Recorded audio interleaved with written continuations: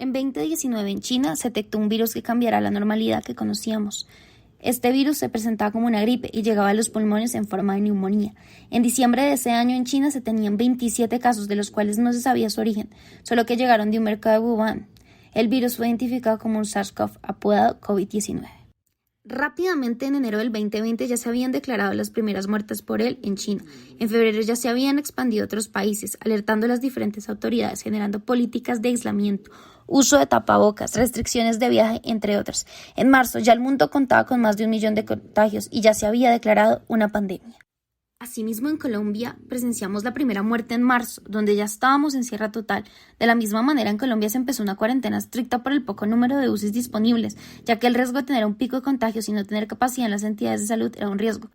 La pandemia siguió avanzando, llegando a más de 2 millones de muertes al finalizar el 2020. Pero eso no quedó ahí. Hoy llevamos más de 6 millones de muertes por coronavirus y a más de 470 millones de casos de contagio. Sin embargo, la pandemia, como la hemos llamado, no solo afectó la vida como la conocemos, sino trajo efectos en la economía y en la forma de vivir el día a día. El empleo se volvió una cosa de casa y para los que no podían mantener sus empresas tuvieron que cerrar y despedir a mucha gente. El desempleo se volvió una triste realidad para muchos colombianos en la pandemia. A 2021 tuvimos la primera vacuna y empezamos a ver más claro el futuro. Sin embargo, por la falta de disponibilidad, solo hasta el 2022 pudimos ver cómo en Colombia las restricciones disminuyeron y habíamos logrado un gran número de vacunados. Hoy se ve un futuro más claro, pero no hay que olvidar todo lo que tuvimos que pasar. Me escuchan hablar mucho de números y cifras, pero esto no es suficiente para tener la perspectiva de cómo el mundo llegó a 470 millones de casos, o cómo Colombia aumentó la tasa de desempleo, cómo se definieron políticas y restricciones. Oír noticias que cuentan la historia no es lo mismo que verlo. Para poder compilar la historia y entender qué tuvimos que pasar, debemos analizar y mirar cómo diferentes acciones cambiaron poco a poco el curso de la pandemia. Por esto, desde el equipo decidimos realizar un recorrido del COVID-19 desde su inicio hasta la salida de las vacunas de una manera semicronológica para visualizar el mundo y Colombia, de cómo aumentan los contagios, cómo diferentes países empezaron a aumentar sus restricciones y cómo esto se veía comparado con el aumento y disminución de contagios.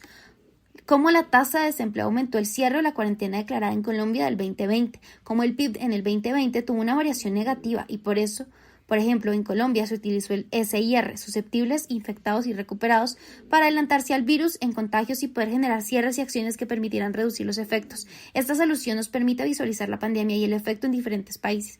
Y asimismo en Colombia, cómo el virus llegó y logró hacer lo que hizo, cómo las vacunas cambiaron nuestra realidad.